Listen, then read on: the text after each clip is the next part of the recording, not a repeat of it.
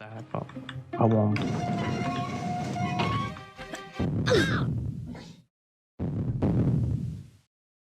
Why did I press back? Why? No one saw that one.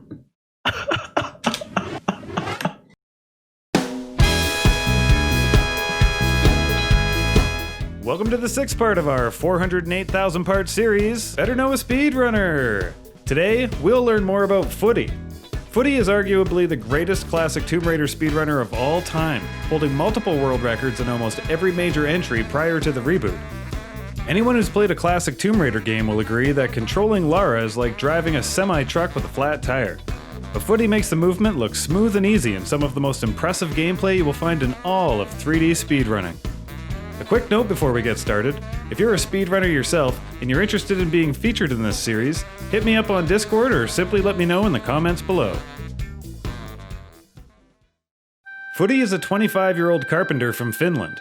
When he's not speedrunning video games, you can find him speedrunning IRL, as his name would suggest, with his feet.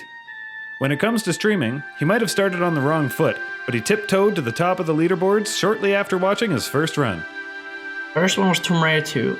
I found Action Turnip's glitchless run by accident from YouTube recommendations. I had played Tomb Raider 2 loads when I was a kid, and then I realized how bad I was, because there was loads of little things I never knew of. First I was doing runs offline, and then people kept saying it's easier or more fun to stream them. First month was awful. Didn't want to use a mic nor a cam, because I was very bad at the game, so why would anyone watch me? After a rough start, it started getting easier each week. Started with Tomb Raider glitchless, then I did glitched. After that, I started running Tomb Raider 1, which I basically did the whole 2017. I grinded it a lot and got the record. Footy has mixed feelings about his first world record, but later achievements, such as the first sub 49-minute run in Tomb Raider 2, were much more exciting. The record was okay, really cool to get. Choked a few times on very last glitch, but then I got it. It's so long time ago, but sure, it was nice to be the fastest. But looking back to the run, the game was so not optimized. It has come so far since those days. Oh my god, I fucking did it.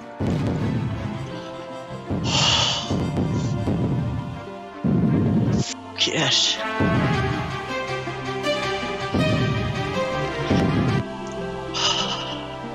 There's been records I've been really happy about and proud. For example, beating Crit on TR2 80%. Crit was thought as unbeatable for so long, and he was dominating the game. And I was able to beat him by a second. Then we raced for sub 49 and been really close to each other times since. Oh my god, is it? It can be one. Oh my god, please. It's 10101. Please shoot! Yes!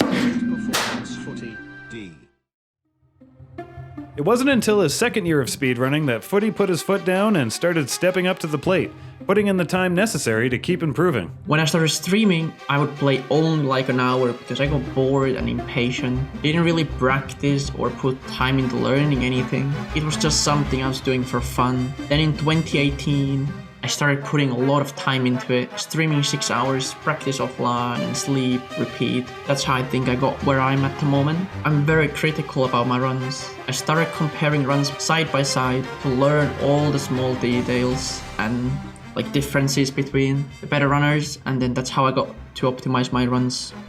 Dipping his toes into the finer points of inventory buffering was no small feat, but once Footy got them down, he had passed a major milestone in Tomb Raider 2 running. Tomb Raider 2 and 80% run, a floating island is like a third last level, and it had like a really precise glitch, or sequence rather, which had inventory buffering, and I didn't know how it works. I never did it, so it was like a massive like brick wall, which made me not run the category. And then eventually I learned the inventory buffering. I understood how it worked. You had to get proper setup, and then you had to listen the sound cues, and then specific amount of buffers, and then another sound cue, and then another set of buffers, because it was really precise. You're not supposed to be able to do that. It was basically glitchless, the first part of it, but mega precise. Footy's family was initially skeptical about his hobby of playing the same game for countless hours on end, but they became more interested once he explained the concepts and showed them a few runs. They weren't really into it and thought it's something really weird to play games over and over, but now they ask if I'm doing well and if I'm getting records or PBs, which is cool, I suppose. I showed them first few runs what speedrunning in general is about, and then my sister's a lot younger than me and she's been watching my runs and trying to do some of the strats. There are a few people that helped him get his foot in the door with each game, but Footy recognizes that his own hesitation to ask for help might have made learning harder than it needed to be. Britsby helped me with TR2, and then Danza helped with Tomb Raider 3.